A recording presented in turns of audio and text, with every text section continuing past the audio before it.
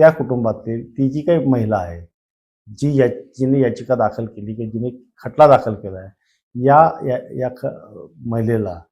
पतीकडनं किंवा ती ज्यांच्यावर अवलंबून त्यांच्याकडनं पोटगी मागण्याचा किंवा मेंटेनन्स मागण्याचा हा अधिकार ह्या कायद्याअंतर्गत तिला प्राप्त होतो. त्याचबरोबर ती ज्या घरामध्ये राहते, जे तिचं सासरचं घर आहे, नवऱ्याचं घर आहे,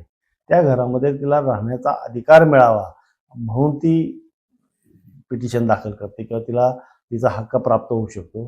त्याचबरोबर तिला मारहाण होऊ नये, तिचा अपमान होऊ नये, तिचा छळ होऊ नये किंवा तिला दमदाटी होऊ नये आणि म्हणून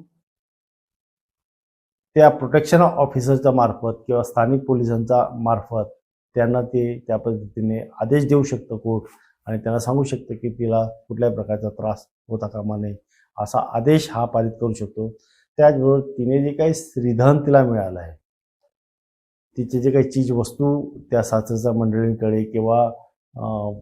जाब देणाऱ्यांच्याकडे आहेत, त्या वस्तू तिला या कायद्याअंतर्गत परत मिळवता येतो. त्याचबरोबर त्या मुलांचा जो काही ताबा आहे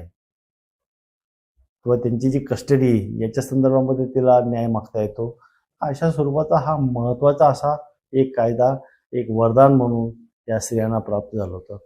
तर हा जो कायदा होता, हा कायदा भारतातल्या सगळ्या जाती धर्मातल्या महिलांसाठी हा महत्त्वाचा कायदा होता आणि ते विवाहित अविवाहित या दोन्हीसाठी तो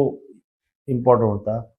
हा कायद्याअंतर्गतमध्ये या कायद्याचा आधार घेऊन मुलगी आपल्या आईवडिलांच्या विरोधात सुद्धा न्याय मागू शकते आणि बायको ही किंवा पत्नी ही तिच्या सासरच्या पतीच्या किंवा नातेवाईकांच्या विरोधामध्ये सुद्धा